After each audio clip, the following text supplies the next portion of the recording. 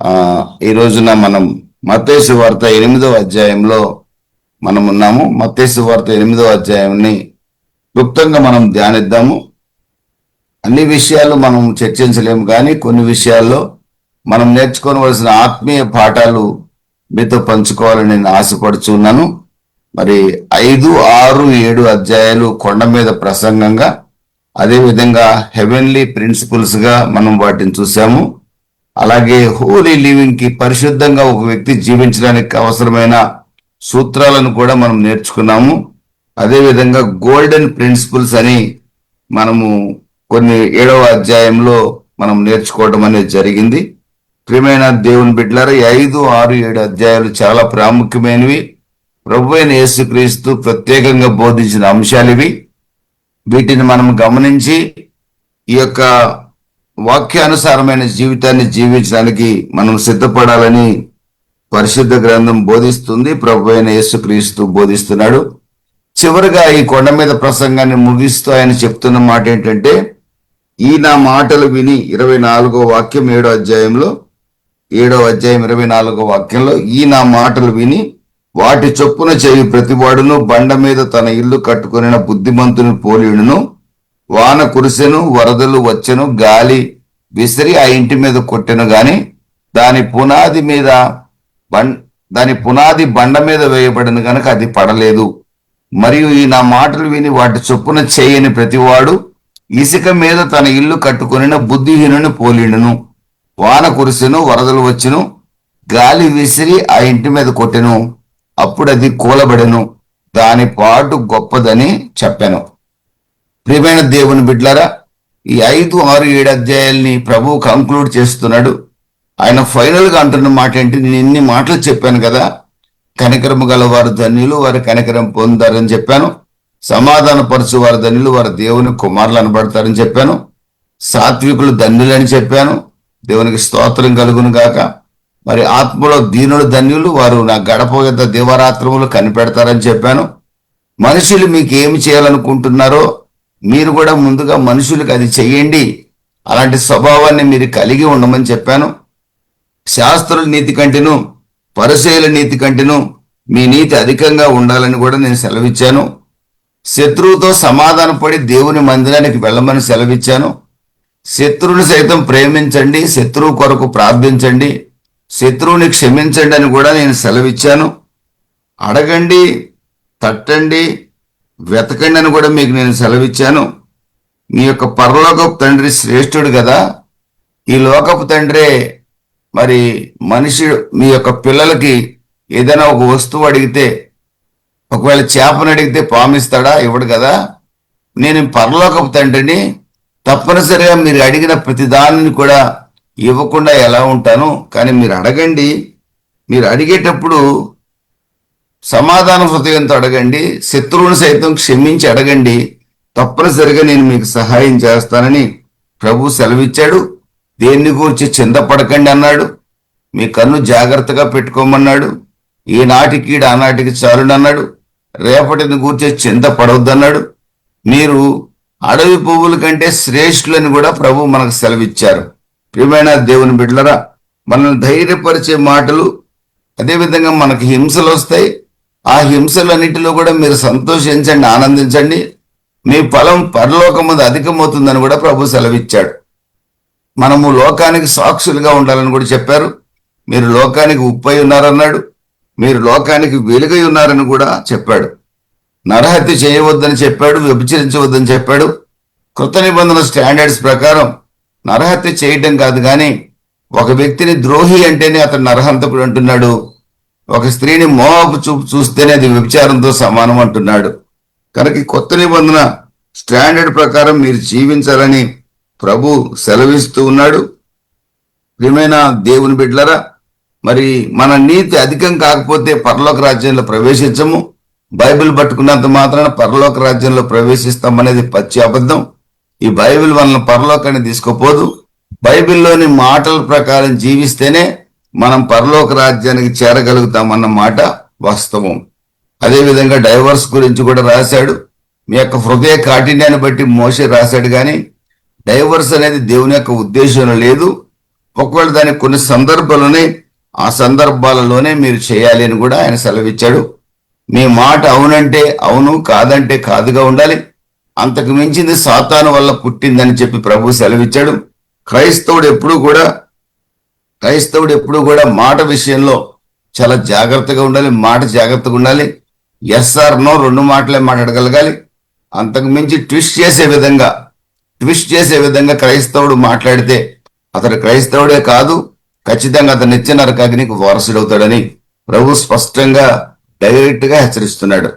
ప్రియమైన దేవుని బిడ్డలారా, వీటన్నిటిని పాటించడం కష్టం కదండి అనే ఆలోచన మనకు రావచ్చు. పాటించడం కష్టమే, అయినప్పటికీ కూడా పాటించడానికి ప్రయత్నించే మనసు కనుక మనకు ఉంటే ప్రభు తప్పనిసరిగా మన పక్షంగా గొప్ప కార్యం చేయడానికి ఆయన చాలా సిద్ధంగా ఉన్నాడు. అదేవిధంగా ఉపవాసం చేసేటప్పుడు 100 మందికి చాటించుకొని వేషధారులాగా ఉపవాసం చేయకండి. అదేవిధంగా ధర్మం చేసేటప్పుడు 10 మందికి చాటించుకొని ఫ్యాన్ రెక్కల మీద పేర్లు రాయించుకోకండి, ట్యూబ్లైట్ల మీద పేర్లు రాయించుకోకండి. నేను ఇచ్చానని ఘనంగా చెప్పుకోకండి. వాళ్ళకి వీళ్ళకి మీరు భూలోకంలోనే ఫలం పొందుతారు, పరలోకంలో మీరు ఫలం పొందలేరని చెప్తున్నాడు. అదేవిధంగా ప్రార్థన ఎలా చేయాలో ప్రభువు సెలవిచ్చాడు.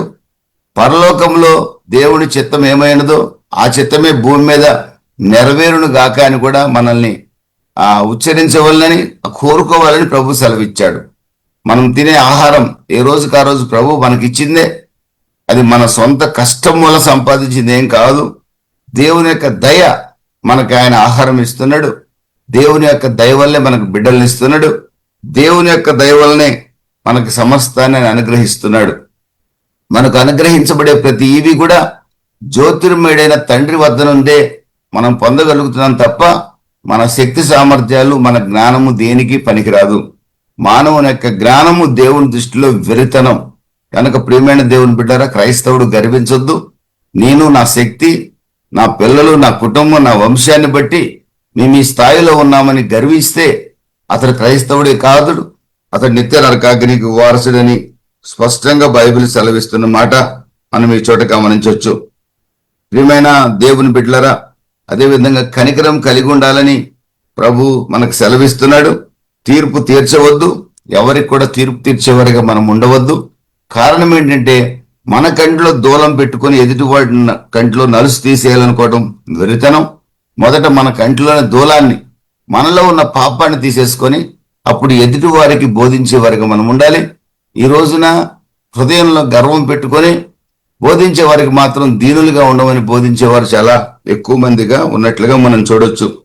అబద్ధ ప్రవక్తలు చాలా మంది ఉన్నారు. మోసంగా యేసునామాన్నే ప్రకటిస్తారు, కానీ వాళ్ళ జీవితాలు సరిగా ఉండవు, వాళ్ళ ఫలాలు సరిగా ఉండవు. ధనాపేక్ష వాళ్ళలో ఉంటది, వాళ్ళ కుటుంబ సాక్ష్యం ఉండదు, పిల్లల సాక్ష్యం ఉండదు. కానీ వాళ్ళు కూడా ప్రవక్తలుగా చెడామణి అవుతారు. వాళ్ళు అద్భుతాలు చేస్తున్నామంటారు, ఆశ్చర్యకార్యాలు చేస్తున్నామంటారు. పొరపాటున వాళ్ళు ప్రార్థన చేస్తే రోగం తగ్గిపోయింది అనుకోండి, నాకు స్వస్థపరిచే వరం ఉందని ఊరంతా ప్రచారం చేసుకుంటారు, డబ్బా కొట్టుకుంటారు. లేదా ఏదైనా ఒక మాట నేను అన్నాను అనుకోండి, నేను ఇంతకుముందు మీకు చెప్పాను, ఖమ్మంలో ఒక ఆమె నాకు ఫోన్ చేసింది, ఒక చర్చికి సంబంధించిన విశ్వాసి. ఫోన్ చేసి, అయ్యా మందిరం కట్టుకోవాలనుకుంటున్నాను పేదరాలని. మా పాస్టర్ గారు, ఇంతకుముందు ఒక పాస్టర్ గారు ఉండేవాడు, ఆయన చాలా ప్రవచనాలు చెప్పేవాడు. మాకు ధైర్యంగా ఉండేది. ఇప్పుడు కొత్తగా పాస్టర్ గారు వచ్చాడు, ఇతను పెద్ద ప్రవచనాలు చెప్పట్లేదయ్యా మాకు అన్నది. అంటే ఆ అబ్బాయికి ప్రవచనాలు అంటే ఒట్టటి మాటలు చెప్పడు, ఎప్పుడైనా ప్రభువు చూపిస్తే చెప్తాడు. ఈ వేస్ట్ మాటలు, పనికి మాలిన మాటలు ప్రవచనాలుగా మాట్లాడు చాలా మంది ఉన్నారు. ఒక ఆయన అయితే ప్రతివాడికి ప్రవచనం చెప్పేవాడు, నా కళ్ళ ముందే. వచ్చిన వల్ల 500 ఇచ్చిపోయేవాడు. సాయంత్రానికల్లా ఇంత డబ్బు ఉండేది ఆయన దగ్గర. నేను చివరి దాకా కూర్చొని చూసేవాడిని, లాస్ట్ దాకా. ఎంత మోసమో. ఒక ఆమె వచ్చి నాకు 5 ఎకరాలు ప్రాబ్లంలో ఉంది అయ్య గారు అనంగలోనే తల మీద చేయి పెడతాడు, ఏదేదో చెప్తాడు. వారంలో నీ 5 ఎకరాల సమస్య తీరిపోద్ది పో అంటాడు. ఆ మనిషి మహా సంతోషంగా 1000 రూపాయలు కానికి చెల్లిపోద్ది. వారం కాదు కదా, 7 సంవత్సరాలు కూడా తీరేది కాదు. ఈ దొంగ ప్రవచనాలు, ఇలాంటి ప్రవచనాలు బైబిల్ దగ్గర పెట్టుకొని ప్రవచించే వాళ్ళని నేను నా కళ్ళతో చాలా మందిని చూశాను. ఇది చాలా మోసం అండి. ఇది పేదవాడి సొమ్మును దోచుకోవటం అవుతుంది. వద్దు. దేవుడు ఏదైనా మనకు చూపిస్తేనే చెప్పాలి. ప్రభు చెప్పేది అదే. దేవుడు తల మీద చేయబెట్టిన ప్రతి ఒక్కరికి చూపించడు. అందరికీ చూపించడు, కొన్ని విషయాలు మాత్రమే మన హృదయాన్ని బట్టి, ఎదుటి వాళ్ళ అవసరతలను బట్టి కొన్ని విషయాలు మనకు చెప్తాడు. అవి మాత్రమే సేవకులకు మనం చెప్పాలి తప్ప, ఎవడందరూ వాడికి నీ ఇష్టం వచ్చినట్టుగా ప్రవచనం చెప్తున్నానంటే, ప్రవచనం వరం ఉన్న దైవ సేవకులు మన ఊరికి వస్తున్నారు, రెండహో ఊరేగింపు, పాంప్లెట్లు, వాల్ పోస్టర్లు, మైక్ అనౌన్స్మెంట్లు, ఎంత మోసకరమైన సేవ అంటే చాలా దారుణంగా జరుగుతుంది. అలాంటి సేవకులుగా మనలో నాతో సహవాసం చేసేవాళ్ళు ఎవరు ఉండకూడదని నేను కోరుకుంటున్నాను. ప్రియమైన దేవుని బిడ్డలారా, అద్భుతాలు ఆశ్చర్యకార్యాలు జరుగుతాయి. ఆ ఖమ్మం నుంచి ఫోన్ చేసిన ఆమెకి పేదరాలు అన్నది, ఇల్లు కట్టుకుంటానన్నది. సరే అమ్మ కట్టుకో, ప్రభు సహాయం చేస్తాడని ఒక మాట అన్నా. అయ్యగారు ఎప్పుడు పునాది వేయమంటారు అన్నది. నన్ను క్యాజువల్ గా చెప్పాను, సర్లే ఇటుక అన్నీ సరే రెడీగా ఉన్నాయి అంటున్నావు కదా, ఈ నెలలో వేసుకోలే పునాది అన్నా. నేను జస్ట్ నిజంగా క్లియర్గా నా మనస్సాక్షి క్లియర్గా చెప్తున్నా, ఈ నెలలో వేసుకోలే అమ్మా, ఈ పొద్దులే దేవుడు సహాయం చేస్తాడన్నా. సరే ఏదేమైనా అది నేను ప్రవచనం చెప్పలా, ఆమె విశ్వసించింది, ఇది ప్రవచనంగా భావించింది. కరెక్ట్గా నేను చెప్పిన డేట్లో పునాది వేసింది, 3 నెలలు ఇల్లు కట్టేసిందంట. వాళ్ళ పాస్టర్ దగ్గరికి వెళ్ళి, ఏమండి అయ్యగారు మీరు ఎప్పుడు ప్రవచనం చెప్పలేదు, మీ అన్నయ్య గారు హైదరాబాద్లో ఉంటారని ప్రవచనం చెప్తే నా ఇల్లు పూర్తయింది అన్నదట. దాన్ని నేనేం చేయలేను, అది ప్రవచనం కాదు నేను చెప్పింది. జస్ట్ ఒక పేదరాలు కనికరం కలిగింది, పునాది వేసుకోమ్మ ప్రభు ప్రారంభిస్తాడులే, పలానా రోజున స్టార్ట్ చేసి అన్నీ ఉన్నాయంటున్నావు కదా, ఇటుకలు సిమెంట్ అంతా కూడా చేసుకో, దేవుడు సహాయం చేస్తాడు, చెన్నెళ్ళే కదా నా క్యాజువల్గా అది ఆమె ప్రవచనంగా తీసుకుంది. ఆమె అలా ప్రచారం చేసింది. అంత మాత్రం నేను పాంప్లెట్ వేసుకొని ప్రవచన వరం ఉన్న దైవ సేవకుడు పాల్మాథ్యూ అని నేను ఎక్కడ ఏ రోజు ప్రకటించుకోలేదు. అది ప్రవచనమే కాదు నేను చెప్పింది. క్యాజువల్గా ఆమె మీద ఉన్న ఆ కనికరంతో, పేదరాలు నేను చూశాను కాబట్టి కనికరంతో ఒక మాట అన్నా అంతే. ప్రియమైన దేవుని బిడ్డలారా, ఈ విధంగా చాలా మోసాలు క్రైస్తవుల్లో జరుగుతున్నాయి కనుక వారి ఫలాలను చాలా జాగ్రత్తగా చూడండి. వాళ్ళు రేపొద్దున వచ్చి ప్రభువా మేము నీ నామమును ప్రవచించలేదా, దయ్యాలను వెళ్ళగొట్టలేదా అంటారట ప్రభు దగ్గర. వాళ్ళు ప్రభువుని కనపరచలేదు కాబట్టి ఈ పాంప్లెట్స్ ద్వారా, వాల్ పోస్టుల ద్వారా, మైకుల ద్వారా, టీవీల ద్వారా తమను కనపరుచుకున్నారు కాబట్టి ప్రభు ఏమంటాడు తెలుసండి, మీరెవరో నాకు తెలియదు వెళ్ళిపోమ్మంటాడండి. మీరెవరో మాకు తెలియదు వెళ్ళిపోమ్మంటాడండి. అక్కడ వాడే పదం చూడండి, అక్రమము చేయువారలారా. ఎంత భయంకరం అండి. దయచేసి దైవ సేవకులుగా ఉన్న వారికి చాలా జ్ఞాపకం పెట్టుకోండి. ప్రభు మనల్ని నమ్మకమైన మంచి దాసుడు అనాలి కానీ అక్రమం చేయవారలనే మాట ప్రభు నోట మన గురించి రాకూడదండి. మీ నామమును ప్రవచించలేదా, మీ నామమును దయ్యములు వెళ్ళగొట్టలేదా అంటుంటే ప్రభు అంటున్నాడు, మీరెవరో నాకు తెలీదు, అక్రమం చేయవారలారా నా యొద్ద నుండి పోండి అంటున్నాడు. ఏం జరిగింది, ఎందుకు ఇంత మాట ప్రభు అన్నాడు? మొట్టమొదటిది, వాళ్ళు తమను తాము ఘనపరుచుకున్నారు. మాకు ప్రవచన వరం ఉంది, మాకు స్వస్థవరం ఉందని ఫుల్గా టీవీల నిండా, మైకుల నిండా, పేపర్ల నిండా డబ్బాలు కొట్టుకున్నారు. నెంబర్ 1. నెంబర్ 2 ఏంటంటే వాళ్ళు తమను తాము ఉప్పొంగిపోయారు. తమకున్న దేవుడిచ్చిన కృపను బట్టి ఉప్పొంగిపోయారు. ఇచ్చుంటాడు దేవుడు కృప, ఇవ్వడని నేను చెప్పను. అనేక మందికి రకరకాల వరాలు ఉంటాయి. ఇంతమంది చెప్పాను కదండి, ఒక లూథరన్ విశ్వాసి కూడా ఒక భూస్వామి బిడ్డకి ప్రార్థన చేస్తే స్వస్థపరచబడ్డాడు. అంత మాత్రం ఆమె స్వస్థత వరం ఉందని ఆమె పాంప్లెట్ వేసుకోలే. ఆ సమయంలో దేవుడు ఆపరేట్ చేశాడు అక్కడ. వీళ్ళు తమను తాము బోస్ట్ చేసుకున్నారు, కనపరుచుకున్నారు. ఏమండి, దేవుని యొక్క వాక్యానుసారంగా జీవించకుండా, ఏమండి దేవుడిచ్చిన కృపను పట్టుకొని ఇష్టానుసారంగా జీవించారండి. గర్వంతో, ధనాపేక్షతో, ఎక్కడ డబ్బులు వస్తే. ఇందాక చెప్పాను కదండి, ఒకదను ఉదయం సాయంత్రం దాకా అదే పని. బుధవారం రోజున సాయంత్రం దాకా ఇన్ని డబ్బులు ముట్టకట్టేసుకునేవాడు. చాలా ఆశ్చర్యపోయేవాడు. నేను ప్రారంభంలో చూశాను. చాలా దుర్మార్గం అండి. ఇలాంటి వాళ్ళని గురించి ప్రభు ఒక రోజు అంటే, అక్రమం చేయవాళ్ళరా నా యొద్ద నుండి తొలగిపోండి.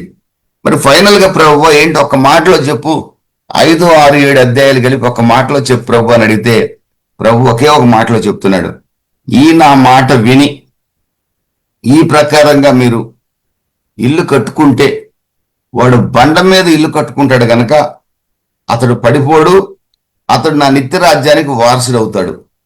అలా కాకుండా ఈ నా మాట వినకుండా మీ ఇష్టానుసారంగా కట్టుకుంటే ఇసుక మీద కట్టుకుంటాడు, భయంకరమైన నిత్య నరకాగిలికి వెళ్లాల్సిన పరిస్థితి ఏర్పడుతుంది. కనుక ప్రియమైన దేవుని బిడ్డలారా, 5, 6, 7 అధ్యాయాల సారాంశం 7వ అధ్యాయం చివరి మాటల్లో మీరు చూడొచ్చు. కాబట్టి చాలా జాగ్రత్తగా ఉందాం. ప్రభు మాట ప్రకారం మనం కట్టుకుందాం. ప్రభు మాట ప్రకారం సేవ చేద్దాం. ఎవరిని మెప్పించే సేవ పొరపాటున చేయొద్దండి. దయచేసి ఎవరిని ఘనపరిచే సేవ చేయొద్దండి. ఎవరు మెప్పు కొరకో కానుకలు ఇవ్వద్దండి. ఎవరు మెప్పు కొరకో పాట పాడొద్దండి. ఎవరు మెప్పు కొరకో సేవ చేయొద్దు. ప్రభు అయిన యేసుక్రీస్తు యొక్క మెప్పు కొరకే, ఘనత కొరకే మీరు నేను సేవ చేస్తే ఆ సేవ బండ మీద కట్టబడిన ఇల్లు వలె స్థిరంగా నిలిచి ఉంటుందండి. అది 5 మంది సంఘమా, 10 మంది సంఘమా, 15 మంది సంఘమా కాదండి. అది ఎంత చిన్న సంఘమైనా పెద్ద సంఘమైనా ప్రభు రాకడి వరకు నిలిచి ఉంటుందనే మాట మీరు నేను గుర్తుపెట్టుకోవాల్సిన అవసరం ఎంతైనా ఉంది. ఈ సేవ కడవరకు కొనసాగుతుంది. దేవునికి స్తోత్రం కలుగునుగా. హల్లెలూయా. ప్రియమైన దేవుని బిడ్డలారా, ఇక 8వ అధ్యాయంలో మనం వచ్చినప్పుడు ప్రభు అయిన యేసుక్రీస్తు కొండ మీద దిగి వచ్చినప్పుడు బహుజన సమూహంలో ఆయన వెంబడించను. ఇదిగో కుష్ఠరోగి వచ్చి ఆయనకు మొక్కి, ప్రభువా నీకు ఇష్టమైతే నన్ను శుద్ధునిగా చేయగలవనెను. అందుకైన చేయి చాపి వాని ముట్టి, నాకు ఇష్టమే, నీవు శుద్ధుడు కమ్మని చెప్పగా తక్షణమే వాని కుష్ఠరోగము శుద్ధి ఆయను. అప్పుడు యేసు ఎవరితో ఏమీ చెప్పక సుమి, నీవు వెళ్ళి సాక్షార్థమై నీ దేహమును యాజకుని కనబరుచుకొని మోషే నియమించిన కానుకను అర్పించుము. ఇదే సంభవం మార్కు సువార్త 1వ అధ్యాయంలో కూడా 37, 38, 39 వాక్యాల్లో కూడా మనం చూడగలం. 40 వాక్యాల్లో కూడా చూడగలం. ఇలాగే ఒక కుష్ఠరోగి వచ్చి నీకు ఇష్టమైతే నన్ను శుద్ధునిగా చేయమని అడిగినప్పుడు ఇక్కడ అంటున్నాడు, నీకు ఇష్టమైతే నన్ను శుద్ధునిగా చేయగలవనెను. ప్రభు అయిన యేసుక్రీస్తు యొక్క శక్తి సామర్థ్యాలు, ప్రభు అయిన యేసుక్రీస్తు యొక్క సావర్నిటీ, సర్వాధికారాన్ని ఇతడు గుర్తించి దాన్ని ప్రభు జ్ఞాపకం చేస్తున్నాడు. నువ్వు సర్వాధికారివి, నువ్వు చేయగలవు, తప్పనిసరిగా నువ్వు చేయాలనుకుంటే కంపల్సరీ చేయగలవు, నీకు అసాధ్యమైనట్టు ఏమీ లేదు. ప్రభు యొక్క సార్వభౌమాధికారాన్ని అంగీకరిస్తూ తనకి ప్రభు మీద ఉన్న విశ్వాసాన్ని వ్యక్తపరుస్తున్నాడు ఈ చోట. ప్రియమైన దేవుని బిడ్డలారా, ప్రభు అయిన యేసుక్రీస్తు వెంటనే వానిని ముట్టి నాకు ఇష్టమే శుద్ధుడు కమ్మనగా వాడు కుష్ఠవ్యాధి నుండి స్వస్థత పొందడం కాదండి, శుద్ధుడయ్యాడు. కుష్ఠవ్యాధి గ్రస్తుడు ప్యూరిఫై అయిపోయాడు, క్లెన్స్ చేయబడ్డాడు, శుద్ధి చేయబడ్డాడు. అతను సమాజంలోకి ప్రవేశించే అధికారాన్ని పొందగలిగాడు. ఆ తర్వాత కుష్ఠవ్యాధి గ్రస్తుడు హీల్ అయిన తర్వాత, అంటే ఆ క్లెన్స్ అయిన శుద్ధి చేయబడిన తర్వాత అతడు అర్పించాల్సిన కానుకలు లేవియాకాండం 13వ అధ్యాయం 14వ అధ్యాయంలో రాసి ఉన్నది. లేవియాకాండం 13, 14లో ఆ కానుకలు అర్పించమని మరి ప్రభు అయిన యేసుక్రీస్తు సెలవిచ్చినట్లుగా మనం చూడొచ్చు. ప్రియమైన దేవుని బిడ్డలారా, పాత నిబంధన కాలంలో ఈ కుష్ఠవ్యాధి అనేది డెడ్లీ డిసీజ్. ఇది బైబిల్లో 68 సార్లు లెప్రసీ మెన్షన్ చేయబడింది. 1450 సంవత్సరం బీసీలో మొట్టమొదటిగా మిరియాము కుష్ఠవ్యాధి వచ్చింది. మోషే యొక్క సహోదరి అయిన మిరియాముకి మోషే మీద సణిగినందుకు గాను కుష్ఠవ్యాధి వచ్చింది. She was struck with leprosy first time 1450లో. నెక్స్ట్ 2 కింగ్స్ 5th చాప్టర్లో సిరియా సైన్యాధిపతి అయిన నయమాను కుష్ఠవ్యాధిగ్రస్తుడని మనకు బాగా తెలుసు. మత్తయి సువార్త 26వ అధ్యాయంలో కూడా కొత్త నిబంధనలో ఆ కుష్ఠరోగి అయిన సీమోను స్వస్థపరచబడిన తర్వాత అతని ఇంట ప్రభు అయిన యేసుక్రీస్తుకు విందు చేసెను అని రాయబడింది. కాబట్టి బైబిల్లో కుష్ఠవ్యాధి అనేది డెడ్లీ డిసీజ్ గా దాన్ని భావించేవాళ్ళు. చాలా సందర్భాల్లో కుష్ఠవ్యాధిని గురించి రాయబడిన ఉంది. కుష్ఠవ్యాధి గ్రస్తుడు నేను అపవిత్రుడిని కొండల్లో లోయల్లో దాగి ఉండి నేను ఇక్కడున్నానని చెప్పి ఆ దారిన ఎవరు కూడా వెళ్లకుండా అతడు నిరంతరము కేకలు వేస్తుండాలి కుష్ఠవ్యాధి గ్రస్తుడు. అంత భయంకరమైన వ్యాధి ఆ రోజున. కుష్ఠవ్యాధి గ్రస్తుడు యొక్క పరిస్థితులు మీరు కుష్ఠవ్యాధి గ్రస్తులు చాలా మందిని చూసుంటారు. ఇప్పుడు ఒకప్పుడు అది డెడ్లీ డిసీజ్, ఇప్పుడు దాని పేరు వచ్చి హ్యాన్సన్స్ డిసీజ్. అది దానికి మందు కూడా కనుక్కున్నారు 1873లో. దాన్ని ఒక బ్యాక్టీరియా వల్ల దీనివల్ల వస్తుందని కూడా దాన్ని కనుక్కోవడం జరిగింది. ఇంచుమించుగా ఒక 30-40 years నుంచి అది దాని క్యూర్ కూడా కనుక్కున్నారు. శుభ్రంగా దాన్ని హీల్ అయ్యే మార్గం కూడా కనుక్కున్నారు. 4000 years నో క్యూర్. 4000 సంవత్సరాల క్రితంగా దానికి క్యూరే లేదు. అట్ ప్రజెంట్ క్యూర్ అనేది కనుక్కోవడం జరిగింది మోడర్న్ సైంటిఫిక్ ఇన్వెన్షన్స్ ద్వారా. ప్రియమైన దేవుని బిడ్డలరా, వీళ్ళు అన్క్లీన్ పీపుల్ గా భావిస్తారు కుష్ఠవ్యాధిగ్రస్తుల్ని. వాళ్ళు కుటుంబం నుంచి సపరేట్ చేయబడతారు. తర్వాత వాళ్ళు అది షేమ్ గా ఫీల్ అవుతారు. చాలా సిగ్గుపడే వ్యాధి అది.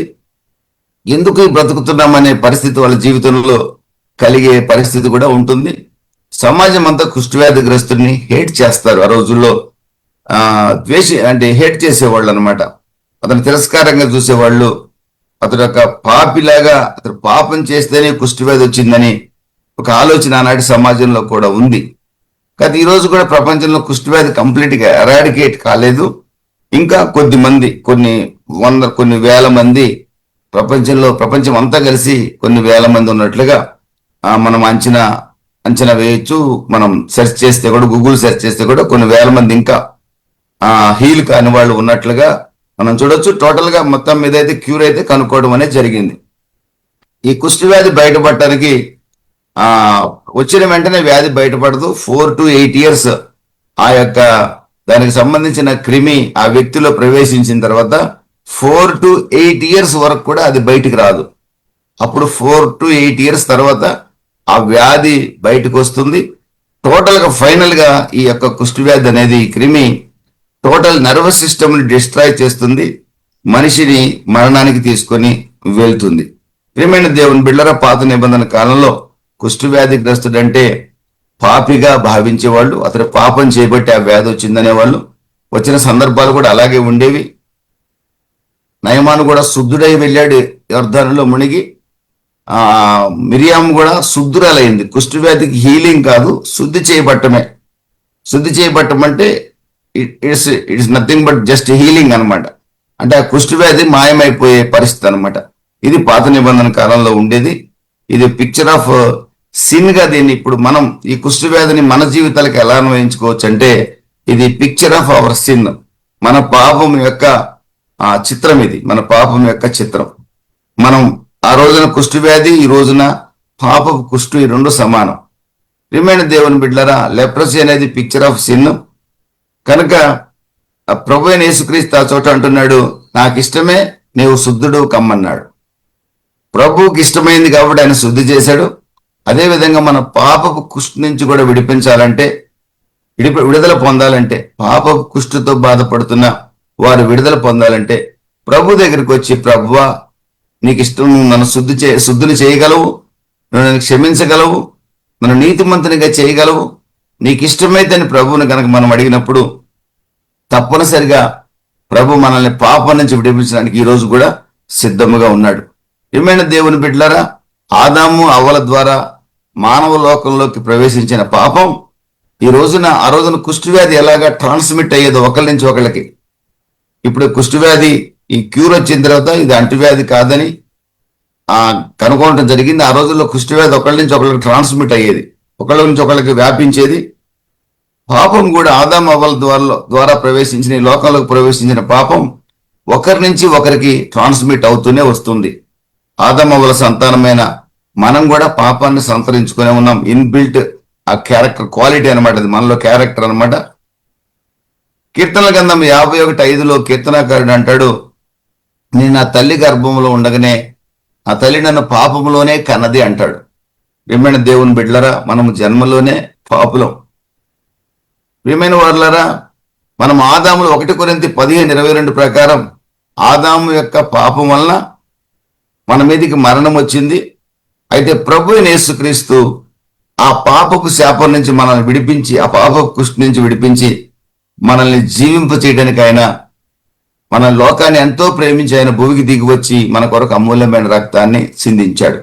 అందుకే ఇప్పుడు ఎవరైనా సరే, ప్రభువా ఈ పాపపు వ్యాధి నుంచి నన్ను విడిపించమనంటే, ఆ కుష్ఠవ్యాధిగ్రస్తుడు ఆ కుష్ఠరోగం నుంచి ప్రభు దగ్గరకు వచ్చి, నీవు నన్ను శుద్ధిని చేయగలవు, నీకు ఇష్టమైతే అని అడిగితే, ప్రభు ఏ విధంగా నాకు ఇష్టమో నీవు శుద్ధును కమ్మనం అనగలోనే ఆ వ్యక్తి ఎలా శుద్ధుడయ్యాడో, ఈ రోజున పాపపు కుష్ఠుతో ఉన్న ఏ వ్యక్తి అయినా సరే, నేను ఒకప్పుడు పాపపు కుష్ఠవ్యాధితో బాధపడుతున్నాం.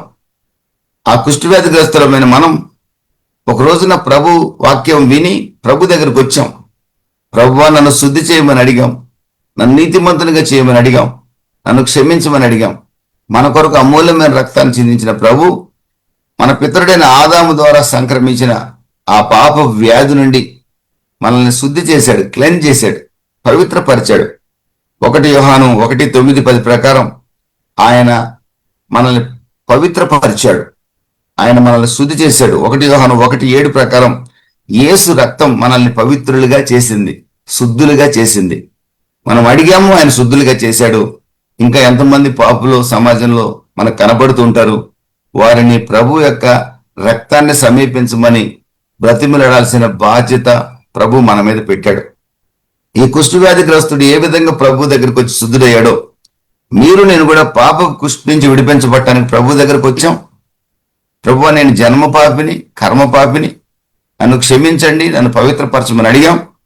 ప్రభు అయిన యేసుక్రీస్తు శిలువలో చిందించిన అమూల్యమైన రక్తంతో మనల్ని కడిగి శుద్ధి చేశాడు, పవిత్రపరిచాడు. ఈ రోజున మీరు నేను ఎవరమంటే రోమా 5:1 ప్రకారం యేసుక్రీస్తునందు విశ్వాసం ఉంచిన మనము నీతిమంతులముగా తీర్చబడ్డాము. ఈ రోజున మీరు నేను నీతిమంతులం. మనమే నీతిమంతులుగా ఉంటే సరిపోతుందా? ఇక నీతిమంతులుగా మిగిలిన వారు మారొద్దా? మన బంధువులు, స్నేహితులు, ఇతరులు వాళ్ళు మారాలంటే నీతిమంతులమైన మనం ప్రభు వాక్యానుసారంగా నీతిగా జీవించి ప్రభువుకి మన హృదయాన్ని అర్పించి, ఆ కుష్ఠవ్యాధిగ్రస్తుడు మోషే నియమించిన కానుకను అర్పించాడు. ఈ రోజున మన ప్రభు మనకు నియమించిన కానుక ఏంటో తెలుసండి? మీ హృదయాన్ని నాకు ఇవ్వండి, సర్వలోకానికి వెళ్ళి సర్వ సృష్టికి సువార్త ప్రకటించండి. మీరే విధంగా శుద్ధులయ్యారో ఆ శుద్ధీకరణ అంశాన్ని ప్రజలకు తెలియజేయండి. కులాలు, మతాలు అనుకోకండి, మా వాళ్ళు కాదనుకోకండి, మా ఊరు కాదనుకోకండి. మీకు ఎక్కడ వీలైతే అక్కడ మీరు ఏ విధంగా శుద్ధీకరించబడ్డారో, మీరు శుద్ధీకరించిన అంశాన్ని, బడిన అంశాన్ని నాకు అప్పగించుకున్న మీరు తెలియజేయమని ప్రభు మనల్ని హెచ్చరిస్తున్నాడు. ఫిలిప్పీ 2:15-16 అంటాడు, లోకమందు జ్యోతులుగా నా కొరకు వెలగమంటున్నాడు జీవవాక్యాన్ని చేతపట్టుకొని. మార్కు 16 అంటాడు, సర్వలోకానికి వెళ్లి సర్వ సృష్టికి సువార్త ప్రకటించమంటాడు. అపోస్తలుల కార్యాలు 1:6, 7, 8 అంటాడు, బూదిగంతములకు సువార్త ప్రకటించమంటాడు. ముందు మన గ్రామం, పక్క గ్రామం, ప్రపంచంలో ఎక్కడైనా సరే ప్రభు అవకాశం ఇచ్చిన ప్రతి చోట కూడా మీరు నేను ఏ విధంగా పాపపు కుష్టు నుంచి శుద్ధి చేయబడ్డాము దాన్ని ప్రకటించాల్సిన బాధ్యత మన మీద ఉంది. ఈ కుష్ఠవ్యాధిగ్రస్తుడు స్వస్థత శుద్ధుడయ్యాడు, మోషే నియమించిన కానుకను అర్పించాడు. ప్రభు తనకు చేసిన కార్యాన్ని వివరించుకుంటూ సాగిపోయాడు. అతన్ని మనం మోడల్గా తీసుకోవాలనేదే ప్రభు మత్తయి సువార్త 8వ అధ్యాయంలో మనం నేర్చుకోవలసిన ఆత్మీయ సత్యం. ప్రియమైన దేవుని బిడ్డలారా, కుష్ఠవ్యాధి అనేది ఇట్ ఈజ్ ప్రోగ్రెసివ్. అది రోజు రోజుకి మనిషిని నాశనం చేస్తుంది. మొట్టమొదట చిన్న పొడలాగా వస్తుంది, స్కిన్ని పాడు చేస్తుంది, బోన్స్ డ్యామేజ్ చేస్తుంది, నర్వస్ సిస్టమ్ అంతా పాడు చేస్తుంది. యాకోబు రాసిన పత్రిక 1వ అధ్యాయం 14-15 వాక్యాల్లో మీరు చూసినట్లయితే, ప్రియమైన దేవుని బిడ్డలు, ఒకసారి యాకోబు రాసిన పత్రికలోకి మనం వెళ్దాం. యాకోబు రాసిన పత్రిక 1వ అధ్యాయం 15వ వాక్యంలో, దురాశ గర్భము ధరించి పాపమును కనగా పాపం పరిపక్వమై మరణమును కనును. ప్రతి వాడును తన స్వకీయమైన దురాశల చేత ఏడవబడి మరులు కొలపబడిన వాడే శోధింపబడును. దురాశ గర్భము ధరించి పాపము కనగా పాపం పరిపక్వమై మరణమును కనును. ప్రియమైన దేవుని బిడ్డ, పాపం పరిపక్వత. పాపం అనేది రోజు రోజుకి పెరిగిపోయి ఒక పండు ఏ విధంగా కుళ్ళిపోతుందో రోజు కొంచెం ఒక వ్యాధిగ్రస్తుడికి ఒక కాలు గాని ఒక చెయ్యి గాని ఏ విధంగా ఆ వ్యాధి సోకితే ఏ విధంగా రోజు రోజుకి ప్రోగ్రెసివ్ అయిపోయి కుళ్ళిపోతుందో, ఆ విధంగా పాపం ఒక వ్యక్తిలో ఉన్నప్పుడు రోజు రోజుకి అతను నాశనానికి సమీపంగా వెళ్ళిపోతాడే కానీ పొరపాటును కూడా బ్యాక్ రాలేడు. అతన్ని తిరిగి తీసుకురాగలిగిన వాడు, అతన్ని తిరిగి రమ్మని ప్రకటించే బాధ్యత మంది. అతన్ని ఏ విధము చేతనైనాను, మన కులాన్ని పక్కన పెట్టి, మతాన్ని పక్కన పెట్టి, జాతిని పక్కన పెట్టి, మన చదువుని, అంతస్తుని, అందాన్ని పక్కన పెట్టి, సాధ్యమైనంత వరకు మనకు తెలిసిన వారిని తెలియని వారిని కూడా ఆ పాపపు కుష్టు నుండి విడిపించగలిగిన యేసుకు పరిచయం చేసిన బాధ్యత మన మీద ఉందండి. ఎందుకంటే మనము దేవునికి మన హృదయాన్ని అర్పించుకొని ఉంటే అది మన బాధ్యత. లేదు నేను నామకార్థంగా రక్షణ పొందానంటే మీ బాధ్యత ఏమీ లేదు. మా నాన్న క్రైస్తవుడు కనుక నేను క్రైస్తవుడు అయ్యానంటే మీ బాధ్యత ఏమీ లేదు. నథింగ్. లేదు లేదు నిజంగా ప్రభు అయిన యేసుక్రీస్తు సురక్షకుడిగా అంగీకరించాను, నా పాపపు కుష్టు నుంచి నా ప్రభు నన్ను విడిపించాడు అనే ఆలోచన మీకు నాకుంటే ఇట్ ఈస్ అవర్ రెస్పాన్సిబిలిటీ. మనం రాయబారులుగా మారి తీరాలి. ఆ కుష్ఠవ్యాధిగ్రస్తుడు శుద్ధుడై కానుక అర్పించి రాయబారిగా మారాడు. పాపపు కుష్టు నుంచి విడిపించబడిన ఈ కుష్ఠవ్యాధిగ్రస్తుడు, ప్రియమైన దేవుని బిడ్డలరా, నా ప్రభువైన యేసుక్రీస్తుకు హృదయాన్ని అర్పించి ఈ రోజున నేను రాయబారిగా ఉన్నాను ప్రభువుకి. What about you? మీరు రాయబారులుగా ఉన్నారా? సమయం అనక అసమయం అనక దేవుని వాక్యాన్ని ప్రకటిస్తున్నారా? ఎంతమంది మీద మీ భారం ఉంది? ఎంతమంది మీద బాధ్యత ఉంది? ఈ శ్వాస విడిచే లోపల కొంతమందినైనా ప్రభువుకి పరిచయం చేయాలి. నేను ప్రభు ఒక్కడే శుద్ధి చేయగలడు అని నేను ప్రకటించాలి. వాళ్ళు వింటారా వినరా మనకు అనవసరం. ప్రకటించడం మన బాధ్యత. ప్రకటించేవారు లేనప్పుడు వినేవారికి ఎలాగ వినగలుగుతారు? ప్రకటించేవారు లేనప్పుడు ఎలా వినగలుగుతారు? ఓ పాస్టర్ గారు, నేను అతని బండబూతులు తిడతానని తెలిసి కూడా ధైర్యంగా నా దగ్గరకు వచ్చి ప్రకటించి నా శుభవార్త ఈరోజు పాపపు కుష్ఠులో ఉన్న నన్ను విడిపించిందండి. కాబట్టి ప్రియమైన దేవుని బిడ్డలరా, లెప్రసీ ఏ విధంగా ప్రోగ్రెసివ్, సిన్ కూడా అలాగే ప్రోగ్రెసివ్ అండి. క్రమక్రమంగా నాశనం చేస్తుంది మనిషిని. త్రాగుబోతుతనంలో ఫస్ట్లో ఒక బీరే తాగుతాడు, తర్వాత కళ్ళు తాగుతాడు, తర్వాత విస్కీ బ్రాందీలోకి వెళ్తాడు, తర్వాత మిలిటరీ వాటి సరుకులోకి వెళ్తాడు. ఫైనల్గా ఎంత తాగినా తృప్తి ఉండదు. చివరికి భయంకరమైన మరణం పొందిన వాళ్ళని నా కళ్ళతో నేను చూశాను. మా గ్రామాల్లోనే కుటుంబాలు విచ్ఛిన్నమైపోయిన కుటుంబాలు చూశాను. ప్రియమైన దేవుని బిడ్డలారా, పాపం ఇట్స్ ప్రోగ్రెసివ్ అండి. చాలా జాగ్రత్త. రోమా 6:20 రాయబడింది, పాపపు జీతం మరణం. ప్రియమైన దేవుని బిడ్డలారా, పాపం చాలా భయంకరమైనదండి. పాపం నుంచి విడిపించగలిగిన వాడు, శుద్ధి చేయగలిగిన వాడు ప్రభు అయిన యేసుక్రీస్తు ఒక్కడే. మత్తు పదార్థాలకు అలవాటైనడు, డ్రగ్స్కి అలవాటాడు అనుకోండి, వాళ్ళ పరిస్థితులు మనం అప్పుడప్పుడు టీవీలో చూస్తుంటాం. పిచ్చిగా చేస్తుంటారు కోటీశ్వరుల పిల్లలు. నాకు తెలిసిన నా వైఫ్ తరపున బంధువులు ఒక అబ్బాయి ఇంజనీరింగ్ చదువుకునేవాడు, టాప్ కాలేజీ కర్ణాటకలో ఇంజనీరింగ్ చదివేవాడు. వాడికి ఎలా అలవాటైందో ఆ డ్రగ్ అలవాటైందండి. ఒక్కడే కొడుకు. ఎంత భయంకరం అంటే వాడు కళ్ళ ముందు 3rd ఇయర్లోనే తల్లిదండ్రుల కళ్ళ ముందు చనిపోయాడు. ఆ బంధకం నుంచి విడిపించబడలేక. ఆమె చెప్తుంటే నాకు చాలా బాధేస్తుంది. బలమైన యవనస్తుడండి, అంతగా పతనమైపోయాడు. ఆ మత్తు పదార్థాలు అంత నాశనం చేస్తాయి మనిషిని. సేమ్ ఆల్కహాల్ కూడా. It's progressive nature. ఒక ఆమె అంటుంది, నేను రక్షణ పొందినప్పుడు మా ఆయన ఒక 100 ml తాగేవాడు, నా రక్షణ సంవత్సరాలు పెరుగుతున్నాయి, మా ఆయన తాగే ఆ ఎంఎల్ కూడా పెరుగుతుంది అంటుంది ఆమె. ఇది ప్రోగ్రెసివ్ అండి. ఆల్కహాల్ అనేది అది పెరుగుతూనే ఉండదు, తగ్గేది ఏమి ఉంటూ ఉండదు. లిమిట్గా తాగొచ్చు పర్లేదు అంటాడు ఒక ఆయన నాతో. ఒక పెద్ద సంఘంలో మంచి పదవిలో ఉన్న వ్యక్తి నాతో అంటాడు, ఒక వ్యక్తి రోజుకు 1 ounce తాగొచ్చు అని చెప్పాడు. తాగితే నరాల్లోనంట రక్తం ప్రవేశిస్తుందంట. సరే, మెడికల్ గా ప్రూవ్ కావచ్చు, నేను కాదన్న కానీ 1 ounce తో స్టార్ట్ చేస్తే, అదే ounce ఏదో అంటారు కదా, దాంతో స్టార్ట్ చేస్తే అది అక్కడతో ఆగుద్దని గ్యారంటీ లేదు. ఆ పెగ్ అనేది 2 పెగ్గులు 3 పెగ్గులు, ఇట్స్ ప్రోగ్రెసివ్. దాన్ని కంట్రోల్ చేయగలగటం మానవుడి చేతుల్లో లేదని నా నమ్మకం. ప్రియమైన దేవుని బిడ్డలారా, అందుకే అలాంటి వాటి జోలికి పోకుండా ఉండటం మంచిది. బైబిల్ స్పష్టంగా చెబుతున్న, ఆహారం కాని దాని కొరకు మీరు ఎలా రోకలిస్తారు, సంతృష్టి కలగజేయని దాని కొరకు మీ కష్టార్జితాన్ని ఎలా వ్యయపరుచుకుంటారని. ప్రియమైన దేవుని బిడ్డలారా, ఈ పాపపు కుష్టు ఆగాలంటే ఒకే ఒక మార్గం అండి. రిపెంటెన్స్ ఒకటే, పశ్చాత్తాపం ఒకటే ఈ పాపం యొక్క ప్రోగ్రెషన్ ఆపగలదు. పాపం యొక్క కొనసాగింపుని ఆపగలిగేది పశ్చాత్తాపమే. పశ్చాత్తాపడగలిగితే అక్కడితో పాపం అంతమైపోతుంది. తిరిగి నా ప్రభువు నూతన సృష్టిగా మనల్ని మారుస్తాడు. ఈ క్రీస్తునే యేసునందున వారికి ఏ శిక్ష విధి లేదు. పాతవి గతించిన సమస్తమి కొత్తవి, నో కండెమినేషన్. మరి అప్పటి వరకు చేసిన పాపాల తాలూకు బలహీనతలు శరీరంలో ఉండవా? ఉంటాయి ఖచ్చితంగా, నో డౌట్ అందులో. అవి ఎక్కడికి పోవు, ఇమీడియట్గా అలాగా తొలగిపోవు. ఫర్దర్గా నర్వ్ డ్యామేజ్ కాకుండా, బోన్ డ్యామేజ్ కాకుండా, కుష్ఠవ్యాధి వల్ల మనిషి మరణించకుండా, కుష్ఠవ్యాధి ఏ విధంగా మరణాన్ని తీసుకెళ్తుందో ఆ విధంగా ఫర్దర్ డ్యామేజ్ ఆ కుటుంబంలో కానీ, ఆ వ్యక్తి జీవితంలో కానీ, ఆ వ్యక్తి ఉద్యోగంలో కానీ, ఆ వ్యక్తి వ్యాపారంలో కానీ జరగకుండా నా ప్రభు ఆపుతాడు. అంతేకాకుండా పాపంలో ఉన్న వ్యక్తి మరణిస్తే నిత్య నరకానికి వెళ్తాడు. పాశ్చాత్తాపడిన వ్యక్తి మరణిస్తే పరలోక రాజ్యానికి వెళ్తాడు. ఎంత గొప్ప భాగ్యం అండి! వేల వేల సంవత్సరాలు ఆనందమయమైన లోకంలో నివసించే ఆ గొప్ప భాగ్యాన్ని ప్రభు మనకు అనుగ్రహిస్తాడు పశ్చాత్తాపట్టు ద్వారా. దేవునికి స్తోత్రం కలుగును గాక.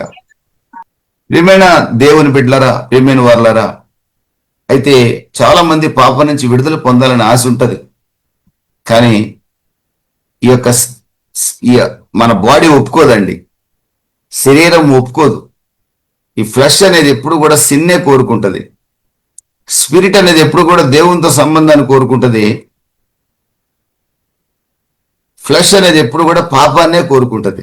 నేను పాపం నుంచి విడుదల పొందడానికి చాలా చాలా చాలా చాలా కష్టమైంది. రక్షింపబడిన తర్వాత కూడా పరిశుద్ధపరచబడటానికి చాలా కష్టమైంది. కారణం, నాలో ఉన్న ఫ్లెష్ ఎప్పుడు కూడా నన్ను పాపానికే నడిపించడానికి ప్రయత్నం చేస్తుంది. పశ్చాత్తాపడిన మనం ఎక్కువ దేవుల్లో ఉండటం ద్వారా, ప్రార్థనలో గడపడం ద్వారా, వాక్యాన్ని ధ్యానించడం ద్వారా రోజు రోజుకి పాపం నుంచి పరిపూర్ణంగా దూరం అయ్యే అవకాశాలు ఉంటాయి. అందుకని సిన్ యొక్క ప్రోగ్రెషన్ అంతటితో ఆగిపోతుంది. పాపాన్ని కనుక మనం గుర్తించకపోతే ఇట్స్ డేంజరస్ అండి, అది చాలా ప్రమాదకరమైంది. కుష్ఠవ్యాధిని ఇప్పుడు ఈ రోజుల్లో నేను ప్రారంభంలో గుర్తించగలిగితేనే ప్రమాదం ఉండదు. అందులో పాపపు కుష్ఠుని కనుక గుర్తించలేకపోతే పర్వాలేదు, చిన్నపిల్లోడు కదా, పెద్ద అయ్యాక మారుతాడులే, చిన్నపిల్ల కదా, పెద్ద అయిన తర్వాత మారుతుందిలే అనే ఆలోచన కనుక చేస్తే వాళ్ళ పిల్లలు మన చేతికి రారండి, చాలా డేంజరస్. కాబట్టి మనం దాన్ని గుర్తించగలగాలి. మనలో ఉన్న పాపాన్ని గుర్తించాలి, తల్లిదండ్రులుగా మన పిల్లల్లో ఉన్న పాపం యొక్క ప్రోగ్రెషన్ కూడా గుర్తించగలగాలి. అందుకే బాలుడు నడవలసిన త్రోవను వాడికి నేర్పమని రాసింది బైబిల్లో. బాలుడిని గద్దించిన వాడు, బెత్తం వాడని వాడు విరోధి, ఒక రకంగా కుమారుని నాశనం చేసేవాడి కింద లెక్క. చిన్నపిల్లవాడిలే, చూడలే, పర్లేదులే కాసేపు అనుకుంటాం మనం. దేవుని వాక్యం అలా చెప్పదండి, అది సిన్, ఇట్స్ ప్రోగ్రెసివ్. కాబట్టి ఎప్పటికైనా వాడిని పతనానికి తీసుకెళ్తుంది. అందుకే ప్రారంభంలోనే మీరైనా నేనైనా ఏదైనా ఒక చిన్న పాపం మనలో ప్రవేశించిన వెంటనే కట్ చేయగలగాలి. పాపం ఏం చేస్తుందంటే తెలుసు, కుష్ఠవ్యాధి ఏం చేస్తుందంటే తెలుసండి, మనకు స్పర్శ లేకుండా చేస్తుంది. అది డిసెన్సిటైజింగ్ అనమాట. స్పర్శ లేకుండా చేస్తుంది. కుష్ఠవ్యాధిగ్రస్తుడు స్పర్శ ఉండదు పాపం. వాళ్ళకి ఏళ్ళు ఊడిపోతున్నా తెలియదు, కాళ్ళ వేళ్ళు ఊడిపోతున్నా తెలియదు, ఏం తెలియదు, స్పర్శ ఉండదండి. అట్లాగే ఈ పాపం చేసే వ్యక్తి కూడా, ఈ శరీర సంబంధమైన పాపం చేసే వ్యక్తి కూడా, ప్రియమైన దేవుని బిడ్డలారా, తాను పాపిని ఎవరనంటే చాలా కోపం వస్తుంది. చూడండి, కూరగాయలు అమ్మే వాళ్ళని కూరగాయలు అమ్మాయి అంటే ఏమనుకోదు. మామిడి పండ్లు అమ్మాయి మా ఇంటి ముందుకు వస్తుంది, మామిడి పండ్లు అమ్మాయి ఎట్రా అంటాం పేరు తెలియకపోతే, ఏమనరు వాళ్ళు వస్తారు. అదే పాపం చేసేవాడిని ఒక మాట అనండి చూద్దాం, వాడు పొరపాటును కూడా ఒప్పుకోడు. ఇంకోటి, వాడికి ఎంత చెప్పినా కానీ అది ఎక్కదు, అలాగే అలాగే అంటాడు. కానీ డీసెన్సిటైజ్ అయిపోయాడు, అతను స్పర్శ లేకుండా అయిపోయాడు. ప్రియమైన దేవుని బిడ్డలారా, అది చాలా భయంకరమైంది. కనుక రక్షింపబడిన మనం మన మనస్సాక్షిని కాపాడుకోవాలి జాగ్రత్తగా. మంచి మనస్సాక్షి కలిగి జీవించగలగాలి. మంచి మనస్సాక్షిని కనుక కోల్పోయాయంటే మళ్ళీ మనం కూడా ప్రమాదంలో పడే అవకాశం ఉందండి. రక్షించబడిన అంత మాత్రాన మనం ఒకేసారి దేవునితో సమానం అయిపోలా, ఎప్పటికైనా పడిపోయే ఛాన్స్ ఉంటుంది. అందుకని ఎప్పటికప్పుడు రక్షణను కాపాడుకోమని బైబిల్ హెచ్చరించేది. అందుకే ఇంత గొప్ప రక్షణ కాపాడుకోండి, కాపాడుకోండి, కాపాడుకోండి. స్పర్శ లేని వారికి కావద్దు, డిసెన్సిటైజ్ కావద్దు. మీరు కుష్ఠవ్యాధి ఏ విధంగా స్పర్శ లేకుండా చేస్తుందో, పాపంలో అలాగే కొనసాగితే మీకు ఎవరు చెప్పినా చెవిటోడు ముందు శంఖం వదిలినట్టు అవుతుంది. కొంతమంది క్రైస్తవులు మళ్ళీ తిరిగి పాపంలో పడిపోయాక వాడి దగ్గర బైబిల్ వదలడు, బైబిల్ ఉంటుంది, చర్చికి కూడా వస్తాడు, చర్చిలో పెద్దగా కూడా ఉంటాడు. మళ్ళీ చిత్రం ఏంటంటే కొంతమంది సేవ చేసేవాళ్ళు కూడా ఉన్నారు, పాపంలో పడిపోయి సేవ చేసేవాళ్ళు కూడా ఉన్నారు. వాళ్ళకి ఈ వాక్యాలు ఏమి నచ్చవు, ఈ వాక్యాలు ఏమి వాళ్ళకి వర్తించవు. ఇది నాకు కాదు వాక్యం, ఎదురున్న వాళ్ళకే అనుకుంటారు. కానీ క్రైస్తవుడు స్పర్శ కలిగిన వాడు ఎప్పుడు అవుతాడో తెలుసా అండి? ఎప్పుడు వాక్యం ప్రకటిస్తున్నా ఈ వాక్యము నా కొరకే అని ఏ క్రైస్తవుడైతే సంఘములో కూర్చొని అనుకుంటాడో అతడే స్పర్శ కలిగిన దైవ సేవకుడు, స్పర్శ కలిగిన విశ్వాసి. అతనికి అతనికి స్పర్శ ఉన్నట్లు లెక్క అనమాట, సెన్సిటివ్ ఉన్నట్లు లెక్క. అంతేగాని ఈ వాక్యం నాది కాదు, నేను ఐఎమ్ హోలీ, ఇది వాళ్ళకి నాకు కాదనే ఒక ఆలోచన ఎవరికైనా వచ్చిందంటే మీలో నాలో కూడా ఎక్కడైనా సరే మనం స్పర్శ కోల్పోతున్నామని అర్థం అండి. ఈరోజు భలే చెప్పాడు వాక్యం పాస్టర్ గారు, వాళ్ళకి భలే తగిలింది అంటాడు ఒక ఆయన. వాళ్ళగా తగలాల్సింది నీకు తగలాలి వాక్యం. వాళ్ళకు బాగా తగిలింది అన్నామంటే నేను స్పర్శ లేకుండా పోతున్నాం, పడిపోతున్నాం. జాగ్రత్త, భ్రష్టులం అయిపోయే అవకాశం ఉంది. వాళ్ళగా తగలాల్సింది. ప్రభు ఈరోజు నాతో మాట్లాడాడు, తప్పనిసరిగా నేను సరి చేసుకుంటాను అనే ఆలోచన మనలో కలిగితే వీఆర్ ఇన్ రైట్ వే, మనం కరెక్ట్ మార్గంలో ఉన్నట్లు లెక్క. లేకపోతే కుష్ఠవ్యాధి వచ్చినోడు స్పర్శ లేకుండా ఎలా పోతాడో అలాంటి స్థితిలో మనం ఉన్నట్లు లెక్క. జాగ్రత్త పడాలండి. ప్రియమైన దేవుని బిడ్డలారా, మొన్న ఒక చోట వాక్యం చెప్తే ఒక దైవ సేవకుడు సమరయ స్త్రీని గురించి చెప్పినప్పుడు, రక్షణ పొందిన ఆ స్త్రీ ఒక మాట మాట్లాడితే ఊరంతా మారింది కదా. నేను రక్షణ పొంది 30 ఏళ్ళు అయింది, సేవ చేస్తున్నాను, నా మాటలు ఎంతమందిని ప్రభావితం చేశాయి ప్రభు అని నా దగ్గరే 1-2 గంటలు ఏడ్చాడండి ఆ దైవ సేవకుడు. నేను ఎంతో మందిని ప్రభావితం చేయలేకపోయాను ప్రభువా, నన్ను క్షమించండి. సమరయ స్త్రీ ఒక్క మాట ఊరిని మార్చింది కదా, నా మాట ఎందుకు ప్రభావితం చేయట్లేదు, నాలో ఉన్న లోపాన్ని సరిచేయండి ప్రభు అని ఏడ్చాడు. అతను ఏడ్చాక ఇంటికి వచ్చి నేను ఏడుస్తున్నాను. ఒక సేవకుడే నేను అందించిన వాక్యం నేను అంతగా ఏడిస్తే, ప్రభు నా మాట ఎవరినైనా ప్రభావితం చేస్తుందా? ఎవరైనా నా మాటల ద్వారా ప్రభావితులు అవుతున్నారా? ప్రభువులో ఉండాలని గట్టిగా నిర్ణయించుకుంటున్నారా? ప్రభువా, నన్ను కూడా, నా మాటను కూడా పరిశుద్ధపరచండి, నన్ను కూడా శక్తివంతునిగా మార్చండి, నాలో లోపాన్ని సరిచేయండి అని నేను కూడా ఇంటికి వచ్చి గత 2 రోజులుగా ప్రార్థన చేస్తున్నా.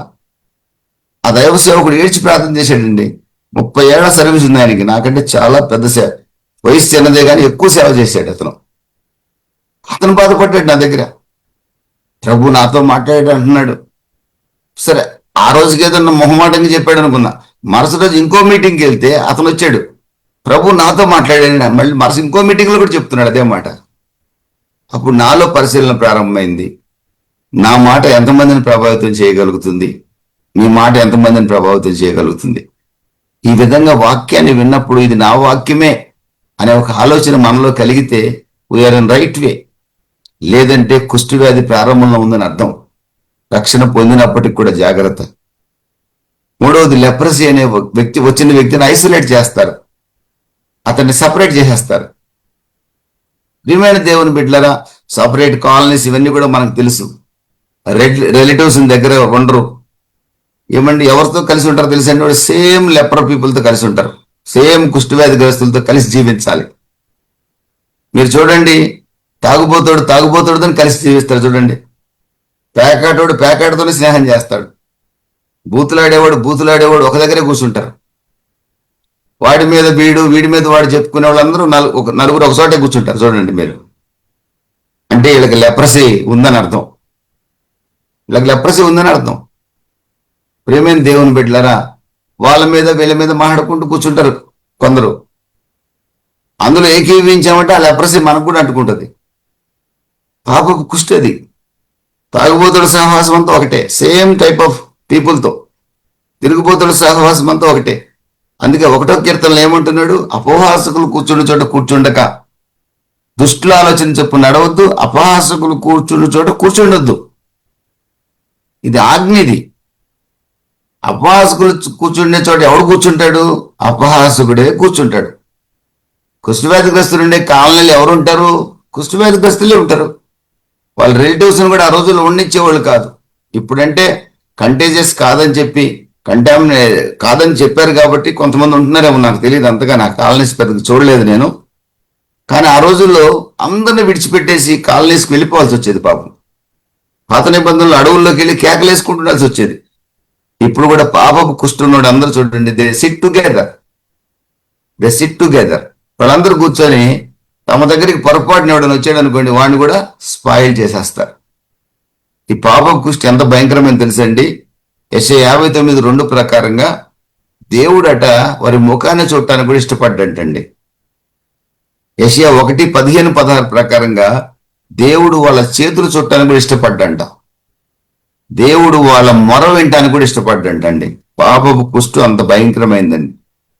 ప్రియమైన దేవుని బిడ్డలారా, మనం ఏమి చేయాలి? పాపపు కుష్టులో ఉన్న ఒక వ్యక్తి ఏమి చేయాలి అని అంటే, పాపపు కుష్టులో ఉన్న ఒక వ్యక్తి యోహాను సువార్త 3:16 దేవుడు లోకాన్ని ఎంతో ప్రేమించి తన ప్రియకుమారుని మనకు అనుగ్రహించాడు కనుక, ఆ ప్రియకుమారుడు 2 కొరింథీ 5:21 ప్రకారం మన కొరకు పాపం అయ్యాడు గనక, ఆ ప్రభు దగ్గరికి మనం వచ్చి మన పాపాన్ని మనం ఒప్పుకున్నాం, విడిచిపెట్టాం, ఈరోజు నీతిమంతులుగా తీర్చబడ్డాం. మరి మన బాధ్యత ఏంటి? ఈ వాక్యం వినే మన బాధ్యత ఏంటి?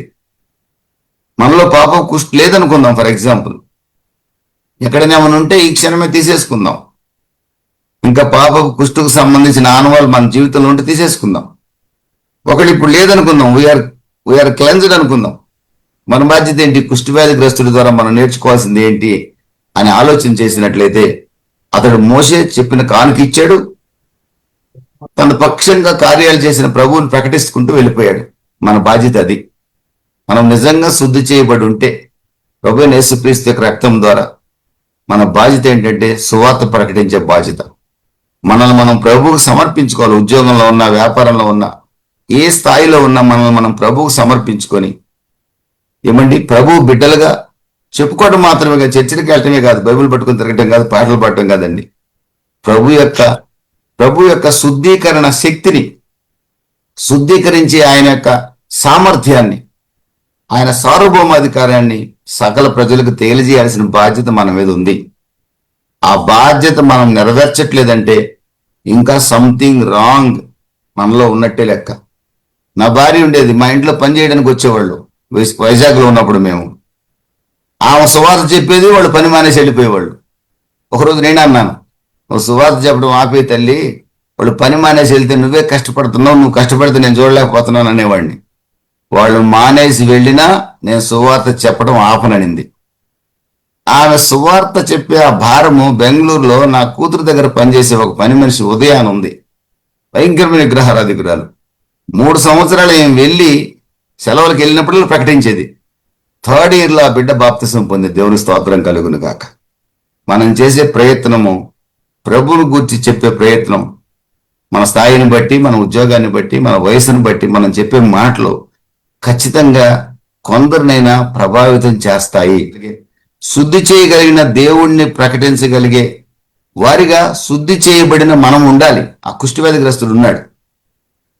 ఈ రోజున యేసు ప్రభు is ready to heal us. ఈరోజు ఎవరినైనా, ఎంత పాప కుష్ఠనైనా బాగు చేయడానికి ఆయన సిద్ధంగా ఉన్నాడండి. ఆయన ఎప్పుడు కూడా, ప్రతి క్షణం, is always willing to clean us. ఆయన శుద్ధి చేసాడంటే ఇమ్మీడియట్ గా రక్షణ పొందుతాడు ఆ వ్యక్తి. అతను హృదయపూర్వకంగా రావాలే కానీ వెంటనే రక్షణ వస్తుందండి. వెంటనే శుద్ధి చేయబడ్డాడు. నీకు ఇష్టమైన శుద్ధి చేయమన్నాడు, వెంటనే శుద్ధి చేయబడ్డాడు. నో టైం అండి. వెంటనే మనల్ని నీతిమంతులుగా చేశాడు ఆయన. ఈ రోజున అలా నీతిమంతులుగా చేయగలిగిన ప్రభు దగ్గరికి, ప్రభు ఎవరో మనకు తెలిస్తే మనం అనేకుల్ని ప్రభు దగ్గరికి తీసుకొచ్చి యేసు రక్తం యొక్క విలువను ప్రకటించాల్సిన బాధ్యత మన మీద ఉందండి. యేసు రక్తము ప్రతి పాపము నుండి మనల్ని పవిత్రులుగా చేయును. 1 యోహాను 1:7. ప్రతి పాపము నుండి మనల్ని పవిత్రులుగా చేస్తుందండి. మనం చేసింది మన ద్వారా అనేక మందిని చేయాలని ప్రభు ఆశపడుతున్నాడు. 2వ విషయాన్ని కూడా చెప్పి అధ్యాయంలో నేను ముగిస్తాను. అక్కడ ఒక శతాధిపతిని కూడా మనం చూడొచ్చు. 8వ అధ్యాయంలో ఆ 5వ వాక్యం నుంచి మనం చూస్తే ఒక శతాధిపతిని మనం చూడొచ్చు. ప్రియమైన దేవుని బిడ్డలారా, అతను రోమన్ శతాధిపతి. అతని దగ్గర 100 మంది సైన్యానికి నాయకుడు. ఆయన రోమన్ గవర్నమెంట్ లో మంచి పోస్ట్ లో ఉన్నాడు. అతను యూదుడు కాదు, అన్యుడు. ఏమంటే అతను ప్రభు అయిన యేసుక్రీస్తు దగ్గరికి వచ్చాడు. ఆయన మాటలు వినుంటాడేమో, ఆ కుష్ఠరోగిని బాగు చేసిన సంగతి చూసుంటాడేమో. ఆ శతాధిపతి అతని దగ్గరకు వచ్చి, ప్రభు దగ్గరకు వచ్చి అన్న మాట ప్రభువా అని సంబోధించాడండి. తాను రోమన్ గవర్నమెంట్ యొక్క ఉద్యోగస్తుడు, ఒక రకంగా స్లేవ్. అతను రోమన్ గవర్నమెంట్ కి బానిస. అతని దగ్గర ఉద్యోగస్తు రోమన్ గవర్నమెంట్ దగ్గర. రోమన్ చక్రవర్తి తప్ప మరొకరు ప్రభువుగా వాళ్ళకు ఉండకూడదు. ఆ రోజుల్లో రోమన్ చక్రవర్తిని దేవుడిగా పూజించేవాళ్ళు. ఎంపరర్ వర్షిప్ ఉండేది ఆ రోజుల్లో. అలాంటి సందర్భంలో ఒక రోమన్ శతాధిపతి వచ్చి యేసుక్రీస్తు దగ్గరకు వచ్చి ప్రభువా అని సంబోధిస్తున్నాడండి. అంటే ప్రభు యొక్క ఆ లార్డ్షిప్ ని, ఆయన యొక్క సోవరిటీ, సార్వాధికారాన్ని ఒప్పుకుంటున్నాడు, సార్వభౌమాధికారాన్ని అంగీకరిస్తున్నాడు ఒక శతాధిపతి. రెండవది, శతాధిపతికి ఉన్న మరొక లక్షణం ఏంటంటే, తన దాసుడు తన ఇంట్లో చావ సిద్ధమై ఉంటే, దాసుడే కదా, బానిస కదా, పోతే పనిలే, ఇంకో బానిసను కొనుక్కుంటాను, దరిద్రం పోతుంది అనుకోలేదండి. బానిస మీద కూడా కనికరం కలిగిన శతాధిపతి. చాలా మంచి గుణం అండి ఇది. తన దగ్గర పనిచేసే ఒక బానిస మీద కనికరం కలిగిన గుణం ఆ శతాధిపతికి ఉంది. ఈ గుణాన్ని ప్రభు గమనించాడు. అంతేకాకుండా ప్రభుని ఆయన యేసుని ఆయన ప్రభువుగా అంగీకరించాడు. ప్రభు అంటాడు, నీ ఇంటికి నేను వస్తానంటే, నీ ఇంటికి నేను వచ్చి నీ దాసుడిని స్వస్థపరుస్తానంటే, శతాధిపతి అంటాడు, ఐఎమ్ అన్వర్ది, నేను అయోగ్యుడును, నా ఇంటికి నిన్ను చేర్చుకోవడానికి నేను అయోగ్యుడును, నా ఇంట్లో అడుగు పెట్టడానికి నా గృహము అపాత్రమైనది. తన యొక్క అయోగ్యతను, అపాత్రతను, తన యొక్క దుష్ట స్వభావాన్ని, తన యొక్క పాపపు స్వభావాన్ని ఒప్పుకుంటున్నాడండి. ఇమ్మీడియట్ గా ప్రభువుగా గుర్తించాడు. తన సేవకుడి మీద కనికర స్వభావాన్ని తను కలిగి ఉన్నాడు. అట్ ది సేమ్ టైం ప్రభు ఇంటికి వస్తానంటే, నువ్వు నా ఇంటికి రావడానికి అర్హుని కాదు, యోగ్యుని కాదు, నువ్వు పరిశుద్ధుడవు, నా ఇంట్లో అడుగు పెట్టడానికి నేను అర్హుణ్ణి కాదు, నా రూఫ్ కిందకి నేను రిసీవ్ చేసుకోవడానికి నేను యోగ్యుని కాదు అంటున్నాడండి. అంతేకాకుండా, నువ్వు ఒక మాట సెలవిస్తే నా దాసుడు స్వస్థపరచబడతాడన్నాడండి. యేసు మాట మీద ఎంత నమ్మకం ఉందో చూడండి. ఇప్పుడు మనోళ్ళు చాలా మంది, వందల మంది సేవకుల దగ్గరకు వచ్చి తలమే చేయబెట్టించుకుంటుంటారు. ఇతను పెడితే బాగుపడతానేమో, ఎవడు పెట్టినా బాగుపడరు. చేతులు పెట్టి పెట్టి పెట్టి తల మాడు అరిగిపోవడం తప్ప ఏం మిగలదు, వ్యర్థం. ఈ శతాధిపతికి ఎంత నమ్మకం చూడండి. నువ్వు నా ఇంటికి రావద్దు, నా దాసుడు తల మీద చేయబెట్టద్దు, నువ్వు మాట సెలవి, అద్భుతం జరుగుతుంది. యేసు మాటలో ఉన్న శక్తి అతను గుర్తించాడండి. అపారమైన నమ్మకం యేసు మాట మీద. ఎక్కడి నుంచి వచ్చింది? అతను అన్యుడు, రోమీయుడు, యూదుడు కూడా కాదు. అప్పటికప్పుడు యేసు ప్రభువుని తెలుసుకొని అంగీకరించాడండి.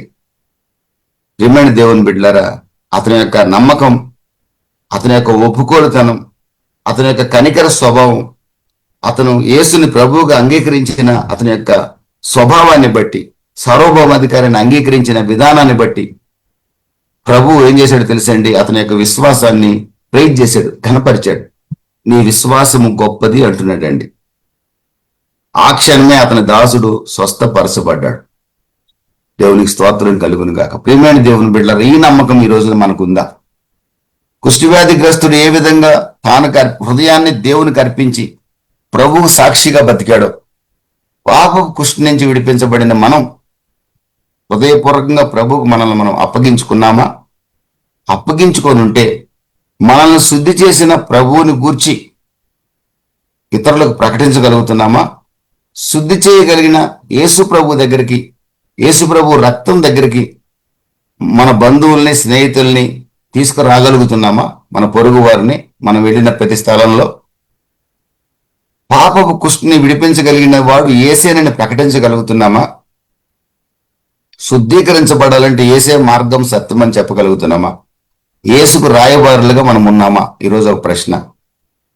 రెండవది, శతాధిపతికున్న ఆ కనికరం మన వారి మీద, మనతో పనిచేసే వారి మీద మనకుందా? మన ఉద్యోగంలో, వ్యాపారంలో, లేదా ఒక సేవకుడు అయితే నీ సంఘ విశ్వాసుల మీద నీకు ఆ కనికరం ఉందా? ప్రభు అయిన యేసుక్రీస్తే నీ జీవితానికి ప్రభువా? మరొక ప్రభువు కూడా ఉన్నాడా? మన సంఘానికి బాగా కానుకిచ్చేవాడు మనకు ప్రభువుకు ఉన్నాడా? లేదా బాగా చదువుకున్నాడు మనకు ప్రభువుకు ఉన్నాడా? లేదా మన బంధువుల్లో భూస్వాములు మనకు ప్రభువులుగా ఉన్నారా? యేసుక్రీస్తే మన జీవిత సర్వస్వంగా ఉన్నాడా? నంబర్ 2, ప్రియమైన దేవుని బిడ్డలారా, అయోగ్యులమైన మనల్ని నా ప్రభు రక్షించాడనే ఆలోచన మనకుందా? లేకపోతే నేను పలానా కులం కాబట్టి ప్రభు నన్ను రక్షించాడనే ఆలోచన ఉందా? నీకు ఇంతకుముందు చాలాసార్లు చెప్పాను. ఒకేమో ఆయన పలానా కులమైన అయ్యా, ఆయన యేసుప్రభుని నమ్ముకోవడం అంటే మాట్లాడింది నాతో. నేనన్నాను, ఆయన యేసుప్రభుని నమ్ముకోముందు ఏం చేసేవాడు అన్న? తాగి రోడ్ల మీద పడేవాడు అన్నది. మరి తాగి రోడ్ల మీద పడిన వాడిని శుద్ధి చేసిన ప్రభువు గొప్పోడా, ఆ తాగుబోతుడు కులం గొప్పదా అని అడిగాను నేను ఆమెని. పాపం పల్లెటూరు ఆమె తెలియదు. పెద్ద కులం వాళ్ళు యేసుప్రభుని నమ్ముకుంటే చాలా గొప్పోళ్ళు అనుకునేది ఆమె. అంటే యేసుప్రభు నమ్ముకోవటం అంటే, వాళ్ళు నమ్ముకోవడం అంటే యేసుప్రభు ఎంత అదృష్టవంతుడు అని ఫీల్ అయ్యేది ఆమె. ఇది చాలా దౌర్భాగ్యం ఇది. ఆమెకు తెలియదు. అప్పుడు ఆమెకు చెప్తే నేను అవునయ్యా ఇదే విషయం అంటుంది. పాపం పల్లెటూరు ఆమె ప్రభు దగ్గరికి వెళ్ళిపోయింది అనుకోండి. నేను యేసుప్రభుని నమ్ముకున్నాను, యేసుప్రభుని నేను నమ్ముకోవడం అంటే అసలు యేసుప్రభు చాలా అదృష్టవంతుడు అనే ఫీలింగ్ చాలా మందికి ఉంది ఈ రోజుల్లో. అందుకే స్టార్టింగ్ నేను పొలాన కులము రక్షించబడ్డాన్ని మొదలు పెడతారు. వీళ్ళు మొత్తం నెత్తి నరకానికి వెళ్ళే బ్యాచ్ ఇది మొత్తం కూడా. మన కులాన్ని బట్టి రక్షించలా. మనం ఎప్పుడు కూడా అన్వర్తీయే, అయోగ్యులం మనం. ప్రభు మన కృప ద్వారా రక్షించాడు. ఈ ఆలోచన ఏ కులం నుంచి రక్షించబడినోడికైనా ఉండాలి. ఇది అది ఏ కులమైనా ఏ మతం నుంచి రక్షించబడినా ఇది లేదు అంటే అతడు నిత్య నరకాగ్ని పాత్రుడు అవుతాడు. చాలా ప్రమాదం అండి. శతాధిపతికి ఉన్న గొప్ప నమ్మకం ప్రభు మీద మనకుందా? ప్రభు మీద మనకుందా?